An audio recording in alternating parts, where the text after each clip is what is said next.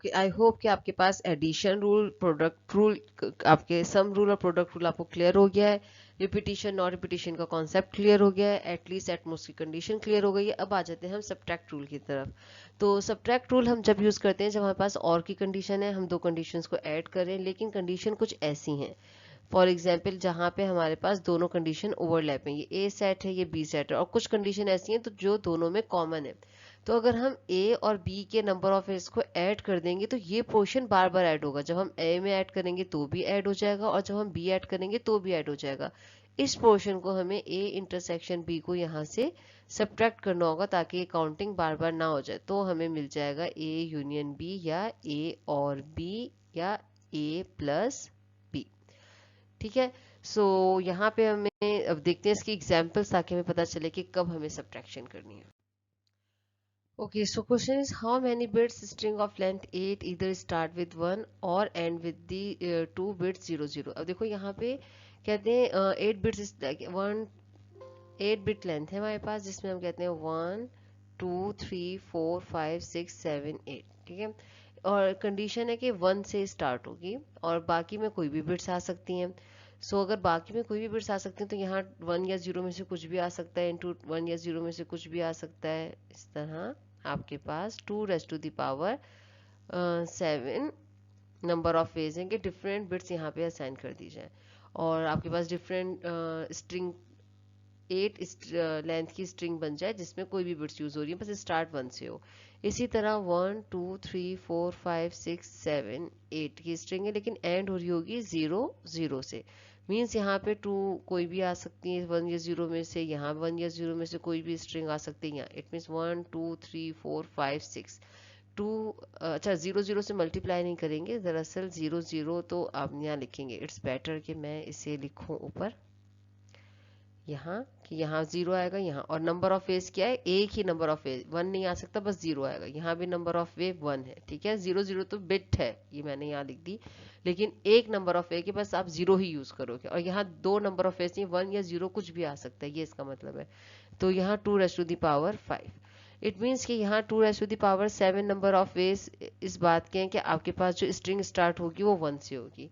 2 raise to the power 6 number of ways आपके पास इस बात के हैं कि जो स्ट्रिंग एंड हो रही होगी वो 0 0 पे, लेकिन बीच की जो स्ट्रिंग है ना वो दोनों में, जो 1 से स्टार्ट हो रही है यहाँ से यहाँ तक। ठीक है। एंड और एंड हो रही होगी 0 से 0 0 से या किसी भी नंबर से, लेकिन जो बीच के नंबर है ना वो यहाँ, और जो बीच के नंबर हैं वो यहाँ, इन दोनों में एक जैसे भी हो सकते हैं। तो ये बिट्स डबल काउंट हो गई, इधर भी काउंट हो गई, इधर भी काउंट हो गई। देखो ये इसका इस ए का भी हिस्सा है और बी का भी, तो ये ट्वाइस काउंट हो गई हैं। इनको डबल डबल काउंट नहीं करना, नहीं तो आंसर गलत आएगा। तो हम क्या करेंगे, 2 raise to the power 7 plus 2 raise to the power 6, ये 6 है, 1 2 3 4 5 6। ठीक है। और माइनस कर देंगे ये 5 bit, 1 2 3 4 5, 2 raise to the power 5, जो कि बार बार इधर भी ऐड हो रही है इधर भी, तो एक ही दफा ऐड करेंगे ना, दो दफा थोड़ी ऐड करेंगे इधर भी और इधर भी, इसलिए एक दफा इन्हें सब्ट्रैक्ट कर देंगे। Means 128 plus 64 minus 32। तो ये जो 32 स्ट्रिंग है, 32 स्ट्रिंग्स हैं वो दो दफा काउंट हो गई हैं, इसलिए हमने एक दफा इसको सब्ट्रैक्ट करवा दिया। तो जो यहाँ नंबर ऑफ वेज आएगा वो हमें बताएगा कि कितनी ऐसी स्ट्रिंग्स बनेंगी जो स्टार्ट हो रही होंगी 1 से या एंड हो रही होंगी 0 0 से। ठीक है। तो इन दैट केस हम सब्ट्रैक्शन रूल यूज करते हैं जहाँ पे कुछ नंबर्स बार बार ऐड हो जाते हैं। अच्छा, नीचे एक बहुत मिलता जुलता क्वेश्चन है जहाँ पे सब्ट्रैक्शन रूल नहीं लगेगा। कहते हैं how many bits string of length 8 either start with 1। अब देखो अच्छा इधर हटा, यहाँ एंड की कंडीशन है ना, इसलिए इधर नहीं है। Start with 1 and with 0। तो ये 1 2 3 4 5 6 7 8 की स्ट्रिंग हमें ऐसी चाहिए जो स्टार्ट हो रही हो 1 से और एंड हो रही हो 0 0 से। इसमें दोनों कंडीशन एक में ही लगी हुई है। तो यहाँ 2 इंटू 2 इंटू 2 इंटू 2 इंटू 2, इसका मतलब है 2 raise to the power 5, 32 different bits बन सकती हैं, बिट लेंथ की स्ट्रिंग बन सकती है यहाँ पे। ठीक है। 32 डिफरेंट बन सकती हैं 8 बिट लेंथ की, जो स्टार्ट हो रही हो 1 से और एंड हो रही हो 0 0। तो यहाँ क्योंकि एंड यूज हो रहा था तो दोनों में एक ही जगह यूज हो गया। यहाँ क्योंकि और था, या तो वो 1 से स्टार्ट हो रही हो या 0 0 पे एंड हो रही हो। तो ऐसी बहुत सारी स्ट्रिंग है जो 1 से स्टार्ट हो रही होंगी चाहे 0 0 पे एंड ना हो रही हो, लेकिन यहाँ पे वही नंबर यूज हो रहे होंगे, ठीक है। और इसी तरह बहुत सारी स्ट्रिंग ऐसी होंगी जो 0 0 पे एंड हो रही होंगी, हो सकता है 1 से भी स्टार्ट हो रही हो, तो ये यहाँ पे भी ऐड हो जाएंगी, यहाँ पे भी ऐड हो जाएंगी। तो ऐसी 32 स्ट्रिंग ऐसी हैं जो बार बार ऐड हो जाएंगी ना, जो 1 से स्टार्ट हो रही होगी और 0 0 पे एंड होगी, बीच के नंबर इधर उधर हो सकते हैं, चेंज हो सकते हैं। तो इस तरह की 32 बिट्स यहाँ बार बार ऐड हो रही थी, इसलिए हमने इसको एक दफा माइनस करवाया। और यहाँ क्योंकि एंड की कंडीशन है, कंडीशन ही ये है कि 1 से स्टार्ट हो 0 0 पे एंड हो, तो कुछ सब्ट्रैक्ट, ये एडिशन रूल यहाँ लगेगा ही नहीं, बस आपने ये 2 को 5 टाइम मल्टीप्लाई करवाया और आंसर आ गया 32। ऐसी बिट्स हैं। तो ये क्वेश्चन है ए इंटरसेक्शन बी का। एंड इन्होंने पूछा है, ये कंडीशन है, हमें एंड बताओ जहां ए एंड बी दोनों इंप्लीमेंट, जो 1 से स्टार्ट भी हो रही है और 0 0 पे एंड भी हो रही है, ये वाली कंडीशन इस क्वेश्चन में पूछी है, ठीक है। जबकि इस कंडीशन में इन्होंने और की कंडीशन पूछी कि या तो वो 1 1 से स्टार्ट हो रही हो या 0 पे एंड हो रही हो। तो हमने ए को ऐड किया, बी को ऐड किया, कुछ नंबर बार बार ऐड हो गए, तो ए इंटरसेक्शन बी हमने इधर से माइनस कर दिया। ये ए सेट है प्लस बी सेट है, माइनस हम कर देंगे ए इंटरसेक्शन बी, ठीक है। तो आई होप कि आप इस तरह के क्वेश्चन में भी अब डिफ्रेंशिएट कर पाएंगे इस इन एग्जाम्पल्स को करने के बाद। सो बार बार सुने इन बातों को, बार बार पढ़ें इन लेक्चर्स को, ताकि आपको समझ में आ जाए और आप एक्सरसाइज करते हुए आप कंफ्यूज ना हो कब एडिशन यूज करना है, कब मल्टीप्लीकेशन यूज करना है। Okay class, now we have a very interesting question. A computer company received 350 applications. Okay, so total जो application receive हुई हैं इस कंपनी को, which is ये टोटल एप्लीकेशन है, ठीक है। और ये है हमारे पास 350 in which college graduates are there and web services की जॉब है। और उसमें कहते हैं 220 these applications are computer science major. तो हम कहते हैं ओके हमारे पास यहाँ पे 220 जो ऐसे लोग हैं जो कंप्यूटर साइंस मेजर के हैं। फिर 147 measured in business, 147 are measured in business, 51 measured both in computer science and business। ये जो बीच के लोग हैं जिन दोनों मेजर में जिन्होंने अपना नाम लिखा है, वो हमारे पास कितने हैं 51। हमने जो एप्लीकेशन उन्होंने से फॉर्म फिल करवाया होगा, तो इन 51 लोगों ने कंप्यूटर साइंस का फॉर्म भी फिल किया होगा और इन 51 लोगों ने बिजनेस का भी भरा होगा, ठीक है। ये बिजनेस है और ये कंप्यूटर साइंस है। अब अगर आप देखो, अच्छा पूछा क्या, how many these applicants major neither in computer science nor in business. तो उन्होंने हमसे पूछा है ये ग्रीन रीजन, ये ठीक है, जो ना कंप्यूटर साइंस मेजर के हैं और ना बिजनेस मेजर के। मतलब हमें ए यूनियन बी कॉम्प्लीमेंट चाहिए, हमें चाहिए ए यूनियन बी का कॉम्प्लीमेंट, ना वो कंप्यूटर साइंस के लोग हों ना वो बिजनेस के लोग हों, ठीक है।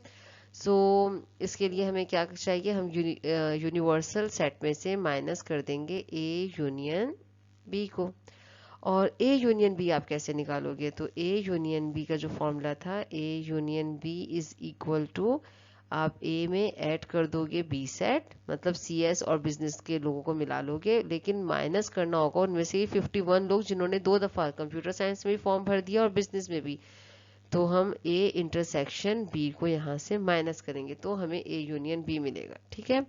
सो ए 220 हमारे पास ऐसे लोग हैं जो कंप्यूटर साइंस मेजर हैं, प्लस 147 ऐसे लोग हैं जो हमारे पास बिजनेस मेजर हैं। अगर आप 220 में 147 सिंपली ऐड करो तो आप देखोगे कि जो आपके पास फिगर आ रही है वो टोटल फिगर से भी ज़्यादा है। Means 220 plus 147 is equal to 367। आपके पास 367 तो सिर्फ इन दोनों को ऐड करने से बन रहा है, जबकि टोटल एप्लीकेंट्स जो आए थे वो 350 थे। इट मीन्स कि कुछ ऐसे लोग हैं जो बार बार काउंट हो रहे हैं। वो कौन से ऐसे लोग हैं, ये 51 लोग, ये बार बार काउंट हो रहे हैं। सीएस में भी काउंट हो रहे हैं और बिजनेस में भी। हमें तो इनको 2 दफा नहीं, एक ही दफा काउंट करना है, तो इसलिए हम एक दफा इसे माइनस कर देंगे, ठीक है। नहीं तो इनकी तो टोटल फिगर 350 एप्लीकेंट्स आए थे और हमारे पास जो आंसर है वो 367 आएगा। 220 प्लस 147 करोगे तो आपके पास 367 आएगा।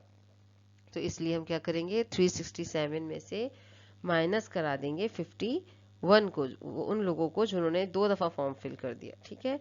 तो हम माइनस करेंगे तो हमारे पास क्या आ रहा है 316। ये 316 कौन लोग हैं, तो ये जो अंदर हमारे पास लोग हैं जिसे हम फिल करते हैं इस पर्पल से, ये पूरा जो सेट आया है जो कंप्यूटर साइंस या बिजनेस के लोग हैं, ठीक है। तो ये पर्पल शेड शो कर रहा है कि आपके पास कितने हैं, ये 316 ऐसे लोग हैं। और हमें बताना था कि वो कंप्यूटर साइंस और बिजनेस के लोग ना हो, तो ए यूनियन बी कॉम्प्लीमेंट के लिए हम क्या करेंगे, 350 टोटल में से इन बिजनेस और कंप्यूटर साइंस के 316 लोग जो आए हैं इन्हें माइनस कर देंगे। तो जब ये माइनस होंगे तो आपके पास वो लोग आ जाएंगे जो ना कंप्यूटर साइंस के हैं ना इसके, विच इज 34%। ठीक है, ना ये कंप्यूटर साइंस के होंगे ना ये बिजनेस के होंगे ना ये दोनों में से होंगे, ये इस बाहर की जो बाहर की बाउंड्री है इसमें हमारे पास 334 लोग आ रहे हैं। ठीक है, सो अब आप ऐड करके देखो, आप 220 ऐड करो, उसमें आप ऐड करो 147 और इन 51 को माइनस कर देना, तो ये वाला सेट आ जाएगा। इसमें 34 ऐड करोगे तो आपको ये 350 एप्लीकेंट्स मिल जाएंगे। तो कभी कभार ऐसा होता है ना, हम काउंटिंग कर रहे होते हैं और हम देखते हैं यार टोटल एप्लीकेशन 350 आई थी, मैंने इन दोनों को ऐड किया तो ये तो टोटल बन रहे हैं 347, तो ये 367, तो ये बार बार काउंट कहाँ हो गए, तो ये बार बार काउंट हो गए इनकी वजह से जिन्होंने डबल टाइम फॉर्म फिल कर दिया।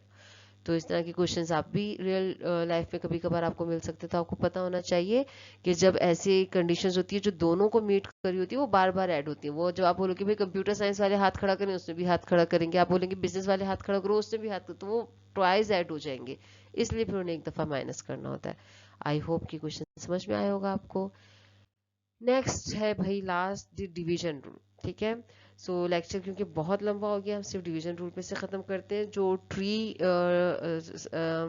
डायग्राम और उसके आगे का लेक्चर है फिर वो मैं नेक्स्ट लेक्चर में कवर करूंगी, ताकि मेरा लेक्चर बहुत ज़्यादा लेंथी ना हो जाए, आप लोग बोर हो जाओगे इतना ज़्यादा पढ़ोगे। अच्छा, डिवीजन रूल ऐसा रूल होता है कि कभी कभार हम फॉर एग्जांपल आपके पास एक क्राउड है और उसमें आप ऊपर से देख रहे हो किसी जगह से और आपको सिर्फ इतने नज़र आ रहे हैं, आप सिर्फ उनके शूज़ काउंट कर पा रहे हो या लेग्स काउंट कर पा रहे हो, और आप कहते हो कि यार 6 शूज़ नज़र आ रहे हैं या 6 शूज़ नज़र आए हैं हमें, इसका मतलब है कि कितने लोग होंगे। तो पॉसिबली कि हर एक की अगर दो दो टांगे हैं तो हमारे पास जो टोटल नंबर ऑफ पीपल होंगे वो 3 होंगे।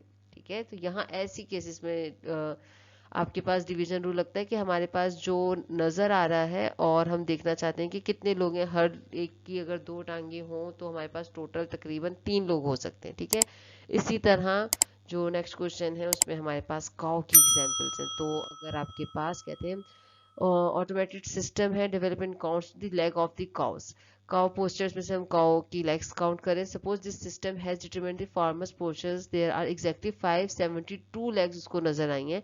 How many cars are there in the posture that each cow has 4 leg. कहते हैं कि हम बता रहे हैं कि हर गाय की 4 टांगे तो हैं, ये बात हमें पता है, और हमारे सिस्टम ने 572 लेग्स काउंट किए, तो बताएं कितनी काउज होंगी। आप इसको डिवाइडेड बाय 4 कर दो तो हमें पता चल जाएगा कि टोटल नंबर ऑफ काउस कितनी होंगी। ठीक है, तो डिवीजन रूल आपने जब यूज करना है जब आपको पता हो कि अच्छा ये हमें मिल रहा है लेकिन टोटल जो भी होगा उसमें आप डिवाइड कर सकते हो, क्योंकि ये हर गाय की एक एक टांग नहीं, जो 572 काउज हो, हर एक गाय की 4 टांगे, तो इस हिसाब से हमारे पास 143 काउस हो सकती हैं। ठीक है, जब आप 572 को डिवाइड करोगे 4 से तो we have 143 cows are there. So this is